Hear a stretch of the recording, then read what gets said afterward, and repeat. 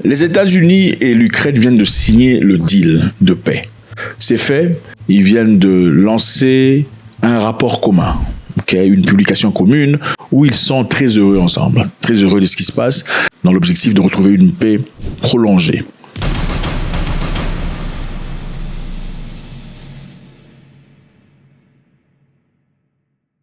Le ministre des Affaires étrangères américain s'est exprimé en disant qu'ils sont prêts à discuter. Il ne reste plus que la réponse de la Russie. Il a dit qu'ils sont prêts à faire une proposition à la Russie.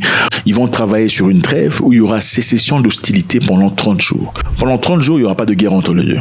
Le ministre des Affaires étrangères américain vient de dire qu'ils vont discuter avec la Russie. L'objectif numéro 1 du président Trump est de mettre fin à la guerre. Nous allons transmettre cette offre aux Russes. Nous espérons qu'ils diront oui à la paix. La balle est maintenant dans leur camp. Alors, ce qui est important de retenir ici, il a dit ceci. Si la Russie agrée ou la Russie accepte la proposition, ça sera merveilleux. Mais si la Russie refuse cette proposition, on saura qui est le problème à cet agrément de paix. Si la Russie accepte ce que nous proposons, génial. Mais si la Russie refuse, nous saurons directement qui pose problème à cette résolution de paix. Donc, quelque part, puisque vous comprenez déjà, vous êtes des gens intelligents, c'est une façon de dire, nous espérons à ce que la Russie accepte cette histoire, cette proposition, quoi qu'il en soit. Si la Russie n'accepte pas ou ne fait pas les choses comme on le désire, ça voudrait automatiquement dire que la Russie est le problème dans cette histoire. Bon, pour ceux qui comprennent, c'est quand même une forme de manipulation, ok? C'est un peu comme ce qu'ils ont fait à l'époque, avant la guerre en Irak. Qu'est-ce que George Bush avait dit? Il a dit, soit vous êtes avec nous, ou vous êtes avec les ennemis. Every nation, in every region, now has a decision to make. Either you are with us, or you are with the terrorists. Okay. Soit vous êtes avec nous ou vous êtes avec les ennemis. C'est une façon de le dire. Vous acceptez immédiatement notre proposition sans vraiment investiguer ou vous êtes avec les ennemis. Donc le fait de dire non à ce que nous proposons veut dire que vous êtes avec les ennemis. Alors, le ministre des Affaires étrangères américain dit si la Russie accepte, merveilleux.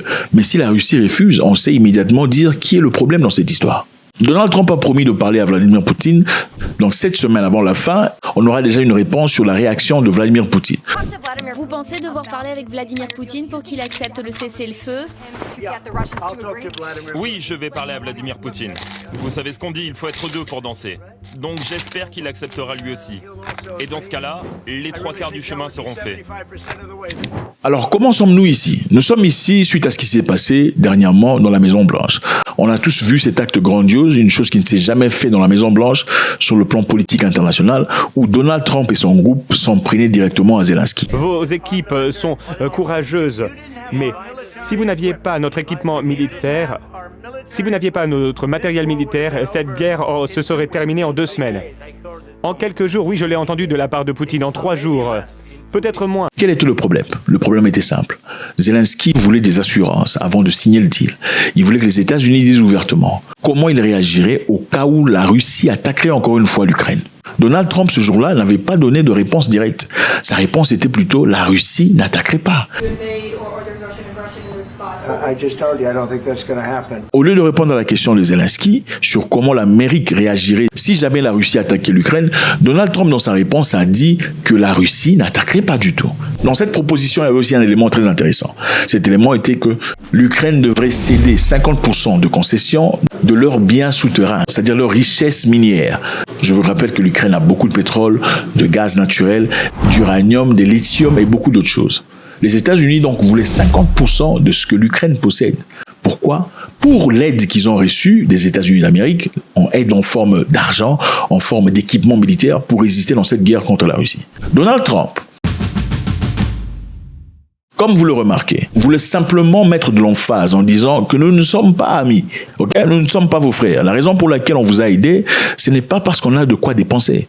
Nous voulons le retour de nos dépenses. Nous voulons, pas en forme d'argent, mais en forme de bénéfice sur le plan minéré. Nous avons dit aux Ukrainiens qu'ils ont un certain nombre de terres de grande valeur. Et nous voulons une garantie par rapport à tout ce que nous avons investi là-bas. Nous voulons une garantie. Nous leur donnons de l'argent à l'appel, nous leur donnons de l'équipement. Et les Européens ne suivent pas ces investissements. Ils devraient payer au moins autant que nous. Nous avons un océan qui nous sépare de ce conflit. Eux, non.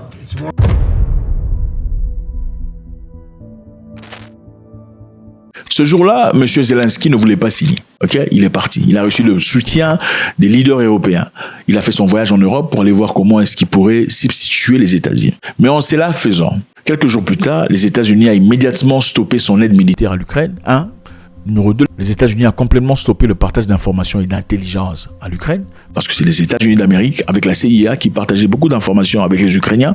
Il y avait le système qu'on appelle Early Detection, qui était crucial à la guerre. C'est quoi? C'est un système qui permet de pouvoir détecter s'il y a lancement de missiles venant de la Russie. À partir que les missiles sont lancés, ce système détecte qu'il y a des missiles lancés. Le système peut calculer la vitesse de ces missiles et leur probable destination, pour pouvoir évidemment donner aux Ukrainiens l'opportunité de pouvoir se préparer pour soit abattre les missiles ou déplacer carrément les cibles des missiles. Donald Trump avait donc directement arrêté la transmission d'informations. Les États-Unis ont complètement stoppé les opérations de Starlink en Ukraine. Starlink qui appartient à Elon Musk, qui est un élément essentiel pour la communication en Ukraine. Dès le début de la guerre, les Russes avaient complètement bombardé les infrastructures de communication ukrainiennes. Donc Starlink était très important, la communication de l'intelligence et renseignement américain de la CIA était très importante, le financement en armement et en argent était très important. Tout a été bloqué. Quelques jours plus tard, M. Zelensky a manifestement réalisé que c'était très difficile pour l'Ukraine, puisqu'on disait que l'Ukraine était complètement devenue aveugle, si pas borne, dû au fait que les Américains avaient complètement stoppé leur partage.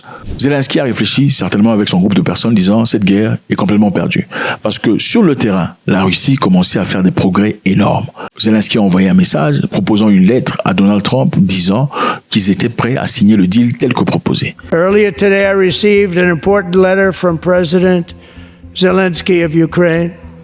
The letter reads, Ukraine is ready to come to the negotiating table as soon as possible to bring lasting peace closer. Nobody wants peace more than the Ukrainians, he said. Regarding the agreement on minerals and security, Ukraine is ready to sign it at any time. Quelques jours plus tard, ils volent tous en Arabie Saoudite dans une réunion expéditive dans l'objectif de signer le deal de trêve. Quel est ce deal? Ça proposerait 30 jours. 30 jours d'arrêt d'hostilité entre la Russie et l'Ukraine. Mais en attendant, qu'est-ce qui se passerait pendant ces 30 jours? Ils trouveraient des solutions.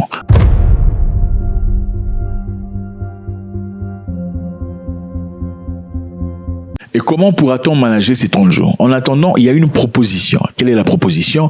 Qui est au moins 30 000 militaires étrangers qui viennent dans l'objectif d'une mission de paix. Ça, on en parlera dans une autre vidéo. C'est un élément très dangereux. 30 000 militaires venant de la France, de l'Irlande, de l'Australie, des pays qui se sont déclarés ouvertement ennemis de la Russie, vont venir sous tutelle de paix. Est-ce probable ou pas? Est-ce acceptable ou pas? Pas d'interrogation. Le ministre des Affaires étrangères américain a dit qu'ils sont prêts à aller discuter avec Vladimir Poutine, lui présenter le document qui a déjà été signé avec l'Ukraine. C'est-à-dire, ils ont eu un deal avec l'Ukraine sans la présence de la Russie, concernant la Russie. Je vous rappelle ici que précédemment, on proposait un deal entre les États-Unis et la Russie sans la présence de l'Ukraine. L'Europe s'y est un peu interposée. Comment serait-il acceptable qu'il y ait un deal entre les États-Unis et l'Ukraine sur la Russie sans la présence russe? Inacceptable, n'est-ce pas? Maintenant, voilà quelques réactions des Ukrainiens sur cette proposition de paix. It is clear that any deal behind our backs will not work. Any agreement will need also Ukraine and Europe being part of it, and this is clear that appeasement also always fails. Whether we decide to fall under the illusion that Mr. Trump and Mr. Putin are going to find a solution for all of us, and that would be a deadly trap. Or we will, as Europe, embrace our own economic, financial, and military capacity, and we will be the ones who will be deciding what will happen in Europe and in Ukraine with United States. Maintenant, est-ce que Vladimir Poutine dira oui à cette histoire? Point d'interrogation. Nous savons qu'on n'a pas besoin de beaucoup de cellules cérébrales pour comprendre que Poutine dira probablement non. Mais officiellement, il n'a pas encore dit. Maintenant, s'il dit non, qu'est-ce qui se passerait? Politiquement, ça créerait la perception que le problème de la guerre en Ukraine, c'est Vladimir Poutine. Parce qu'il refuse de signer un deal. Un deal manifestement qui, jusque-là, d'après beaucoup d'experts, ne bénéficie pas à la Russie. Pourquoi? Bon, 30 jours de stop, ça sert à quoi? Pour un pays qui est clairement en train de faire de progrès sur le terrain.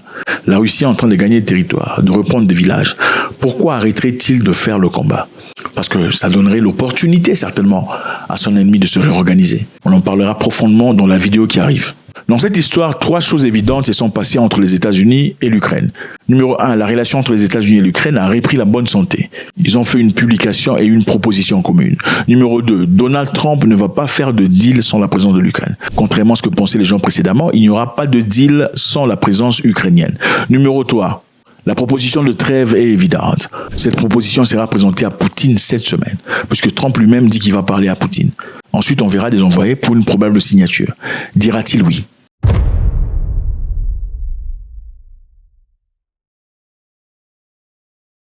Il va devoir faire un choix entre Poutine et l'Ukraine. C'est là qu'on verra, est-ce que Donald Trump était-il vraiment là dans l'objectif de finir cette guerre, ou il était peut-être là seulement pour les intérêts des Américains?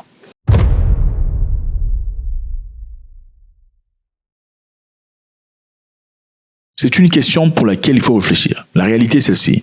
Quelques heures avant que l'Ukraine agrée et accepte cette proposition, numéro 2, les États-Unis ont rétabli la connexion et le partage d'informations que faisait la CIA avec les services secrets ukrainiens. Les États-Unis ont recommencé à fournir l'aide militaire à l'Ukraine. C'est-à-dire que ce que Donald Trump semblait avoir retiré de l'Ukraine, il a déjà rétabli quelques heures avant, et 6 heures avant que l'Ukraine ait signé le deal, ils avaient déjà bombardé la Russie ou Moscou. Et 6 heures avant la signature des deals, l'Ukraine avait déjà bombardé Moscou avec des drones, moyennant l'intelligence et les services des Américains. Faudrait-il que la Russie signe ce deal ou pas? Faites-moi savoir ce que vous en pensez et assurez-vous de suivre la vidéo sur la présence des militaires étrangers en Ukraine. God bless.